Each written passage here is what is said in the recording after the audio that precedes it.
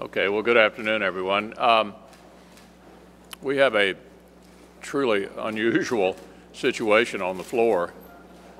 As you're all familiar, a bill that came out of the Judiciary Committee unanimously that has, I think, 13 Democratic co-sponsors, that we were able to get up on the floor without a motion to proceed, which meant that all of our Democratic friends agreed to proceed to it, has now become stuck because apparently they finally read the bill and found in it the so-called Hyde language, which, as all of you certainly know, has been almost boilerplate in laws for 40 years. And they've suddenly decided it shouldn't be in this particular measure. I think it's appropriate to note that in the Cromnibus in December, virtually every Democrat voted for the very same language. And I'm sure they have in the past if they've supported appropriation bills which have carried this kind of language routinely. So we're going to continue to press forward. I was pleased that 4 Democrats voted for cloture. Hopefully there will be more. I move to reconsider, which means we can have votes again on the 2 cloture motions that were unsuccessful. I'll be filing cloture on additional cloture motions. We're going to stay on this bill. It's important to the victims of trafficking. And I've asked Senator Fisher and Senator Capito to join us today and discuss the substance of the bills and their thoughts about it. Senator Fisher. Thank you, Senator McConnell, and thank you all for being here. My first 2 years in the United States Senate were so frustrating because we never had the opportunity to really have anything of substance come up that we could amend, that we could debate, that we could truly behave like United States senators. So I was very pleased when we started this year, and our conference, under the leaders' guidance, opened up the process to what it was supposed to be. And now we hit this snag, and we are back, I think, to blatant partisanship. And to have it take place on this very, very important issue, where lives are at stake, where we have bipartisan support, to have the other side come out and say they didn't read the bill, they were caught off guard, you know, come on. Those are excuses, I believe, for trying to stop the work of the United States Senate. We have a wonderful bill here that will save lives. This is a bill that will help women and young girls especially. They are involved right now in human trafficking. And to watch this happen and sit back because of partisanship really is unthinkable. So I urge my colleagues on the other side of the aisle to do what's right here, to step forward, pass a bill that you know will save lives, that you know is the right thing to do, and quit making excuses about it. The Hyde Amendment that's been in legislation for over 35 years, that's not a surprise that it's in this bill. It's not a surprise that we have legislation before us that will help people. But what is a surprise to me is that we're seeing our colleagues on the other side, I guess, take a step back to frustration and dysfunction in the United States Senate. So I'm hopeful that we'll see more of our friends on the other side really step up and get us on this bill so that we can move forward, so that we can pass this good piece of legislation that really addresses an evil, a horrible situation that young people, women, girls, children face every day in this country. We need to do this, and we need to do it now. Thank you. Thank you. I'm pleased to be here today. I'm Shelley Moore Capito from West Virginia, one of the new freshmen. But I came out of the House and after 14 years. And over the last several years, the House has considered human trafficking in several different ways with several different bills, very, very similar to the bill that we're considering now. There's overwhelming support over there for this bill. There's overwhelming support with all the support groups that we have. The Senate, I think, is in consensus, and it's very frustrating that the other party has chosen to be obstructionists here. Just to give you a little slice of life, I had a seminar in West Virginia on human trafficking last year. You would probably think just by the function of being a small state that this really wouldn't have much of an impact or much interest. We filled the room with advocates, law enforcement, domestic violence advocates, all kinds of different educators who were really concerned about what a state like mine and how vulnerable our young girls and young children are in terms of being victimized by the scourge of human trafficking. Over 100,000 victims in this country alone. I mean, that's shameful. And the fact that there are advocates on both sides of the Senate aisle who know this is a good bill, who know this will save lives, as Senator Fisher said, who knows that this is the right thing to do, are going to stand on this obstructionist strategy that seems to be have concocted sort of out of the blue, and I believe caught many of them by surprise at the same time. So if all we're going to do is find a way for them to just say no, I think we're going to hold firm on this bill because it's extremely important to the victims, to the people across this country. It's important for us as a country to say no to this because it's an international problem. And the last thing I'll say, in the last election, I talked about a lot of different things that were absolutely just critical to my state alone: energy, coal, health care, all those things. But the one thing I think that all of us talked about in our campaigns over the last year was the inability to get anything done, the inability to get to work together. The gridlock and the partisanship is so frustrating to the American people, so frustrating. And we have an opportunity now to really join together on a piece of legislation that has like-minded advocates, like-minded and good-minded Americans who want to see this end. This is the bill to show the American people who voted in 2014 that we can do this, and we're not going to hold it up on a partisan issue that came into being just so they could say no. Thank you. Unfortunately, the vote we had this morning is basically translated into one word or a few words is we don't care. I know that there are Democrats who care a lot about this issue. Unfortunately, we only got 4 of them to vote with us to proceed with this legislation. The reason why I know there are more is because 12 Democrats co-sponsored the legislation when it was originally filed in January. And we had all 9 Democrats on the Senate Judiciary Committee vote for it. And as Senator McConnell said, all 100 senators basically consented to allow the bill to proceed without jumping through procedural hoops. But to take this legislation hostage that will provide a means of rescue, healing, and return to a productive life for the 100,000 children who are sex trafficked in America is just as reprehensible as I can imagine. So I'm hopeful that thanks to what the Majority Leader has done, we now know that there are 4 Democrats who will join us in seeing this legislation to conclusion.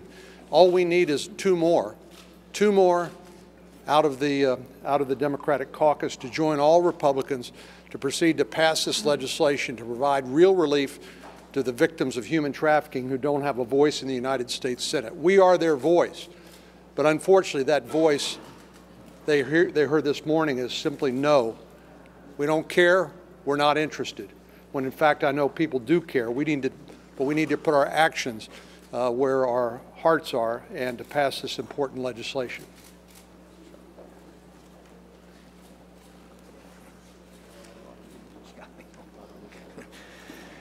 Well, protecting children should be above and beyond politics. We all know that. And it's really unfortunate what we're seeing on the floor with the Democrats. The fact that they would block a human trafficking bill really is unconscionable.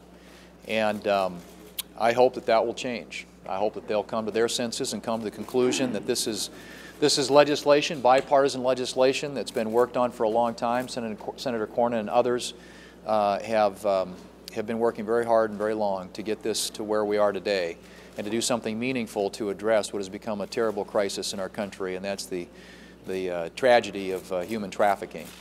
So I hope we get there. And it only takes 2 more Democrats, and hopefully those 2 Democrats are going to appear before this week is out. Next week we're going to turn to the budget, and Senator Enzi and his committee under his leadership are going to be marking up the budget this week. It's going to be a budget that balances. It's going to be a budget that balances without raising taxes, and it's going to deliver a government to the American people that is more effective, more efficient, and more accountable. And it will also give us an opportunity to get a vote on repealing and replacing Obamacare, which is something that a majority of Americans want to see, and it's something that a majority in the United States Congress here, both in the Senate and the House, want to see as well. So we look forward to that debate. We hope that we'll have lots of amendments filed, obviously, over the course of the next week. But this really is about making a statement to the American people that we're serious about seeing that their government is more effective, more efficient, and more accountable.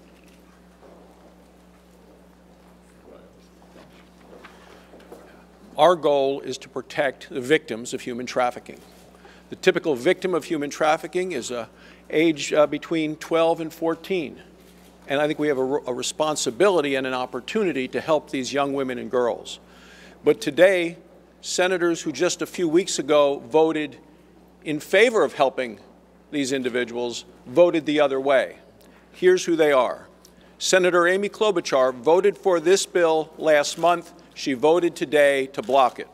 Senator Pat Leahy voted for this bill last month. Today he voted to block it. Senator Dianne Feinstein voted for this bill last month. Today she voted to block it. Senator Chuck Schumer voted for this bill last month. Today he voted to block it. Senator Richard Durbin voted for this bill last month. Today he voted to block it. Senator Sheldon Whitehouse voted for this bill last month. Today he voted to block it. Senator Al Franken voted for this bill last month. Today he voted to block it. Senator Chris Coons voted for this bill last month. Today he voted to block it. And Senator Richard Blumenthal voted for this bill last month. Today he voted to block it. By blocking this bill again today, these Democrats are siding with Wyoming lobbyists, rather than the victims of human trafficking. On another topic, I think the reaction of both the White House and the Iranians to the letter that I joined Senator Cotton and 45 others to send last week has put some facts on the table that were always there, but nobody was talking about. The Secretary of State's understanding and agreement and statement that, well, this really doesn't bind anybody except this administration and hopefully others in the future. The Iranian position that, well, this is international law really is what matters here, not the law of any given country. I don't remember a single debate where in the United States of America, when those two things are put side by side, that the law of the United States and the Constitution of the United States isn't seen to be more important in our country than international law. And I would say again that a bad deal here is not better than no deal at all. Nothing more dangerous as we look toward the next few decades than a nuclear weapons capable Iran. That certainly appears to be the way this negotiation's going. I hope it doesn't happen. I'm glad I signed that letter. I'm glad it got the attention it did. Nothing new in that letter, but certainly the attention to that letter called attention to what's really going on. Thanks to Senator Fisher and Senator Capito for talking about the substance of what we're trying to get to on the Senate floor. What we are trying to address with the trafficking bill is a situation with real flesh and blood victims out there, real women who are being enslaved and victimized, and we would like to address this with some real concrete answers to the problem. Now, if I might, as NRSC chairman, talk about the politics of this and the process. If you think about what the Democrats are saying about why they've changed their position, at the very best, they're confessing to incredibly bad staff work. They signed on to a bill in double-digit numbers. They just didn't really quite know what was in it. They voted unanimously to report the bill, but somehow it just hadn't dawned on them what language was in the bill, even though, of course, they had voted for it numerous times before. Here's what I really think. Harry Reid and his Democratic caucus don't like to vote on issues. This was true in the last term of Congress, and Harry Reid led his caucus off the cliff in so doing. The tactic then was to fill up the amendment tree and not allow any amendments to come forward. I think they're disappointed that Senator McConnell, as the new majority leader, said, we're not going to do that sort of thing on a regular basis. We're going to have an open amendment process. So what do you do if you're in the minority and you still don't want to take votes and you can't fill up the amendment tree because you're no longer in the majority? You filibuster motions to proceed to a bill. You filibuster even getting onto a veto message. You filibuster committee reports that have already been reported, and you prevent the Senate, by denying 60 votes, from ever getting to the issue. The tactic is different because the majority has changed, but the effect is the same. Harry Reid and his Democratic caucus don't like to get to bills and vote on amendments because they're afraid to show their hand to the voters. I hope we can get the 2 extra Democrats. This is too important of an issue, and we need to address this very important issue. But if Harry Reid and his caucus continue to persist in this, I have to say I think he's once again starting out and leading his caucus off the cliff again. Yep. Democrats argue that this provision actually goes well beyond the Hyde Amendment. So can you address that? And then also they point out that the Senate confirmed 2 nominees just yesterday. So what's the justification for holding up the Lynch confirmation vote even as you continue to hash this out? Well, with regard to this language, as you know, I offered an up or down simple majority vote on the provision that they say they object to. It's also important to note that the House has indicated that they won't pass a bill that does not contain this language. Consequently, if we want to make a law here, it's pretty clear that the Senate version is what needs to pass. With regard to other matters that might come before the Senate, I've said all along I thought the President's nominee for Attorney General is entitled to be considered on the Senate floor, and she will be considered just as soon as we finish this very important bill. Senator, what method or what message or what's your strategy for getting these additional 2 Democratic votes aside from the very sort of public pressure we're hearing all of you kind of put on them this afternoon? That might be a good question for you to ask Senator Reid when he comes out here. They seem to have a problem that we've all outlined from a variety of different perspectives. Just to reiterate Senator Wicker's point, they don't seem to like to vote. It doesn't make any difference whether they're in the majority or they're in the minority. They don't like to vote, and they're in a position to prevent us from going forward on the bill if they choose to lock arms and do that. But I'm going to give them a chance to do that on repetitious occasions this week. Yeah, David.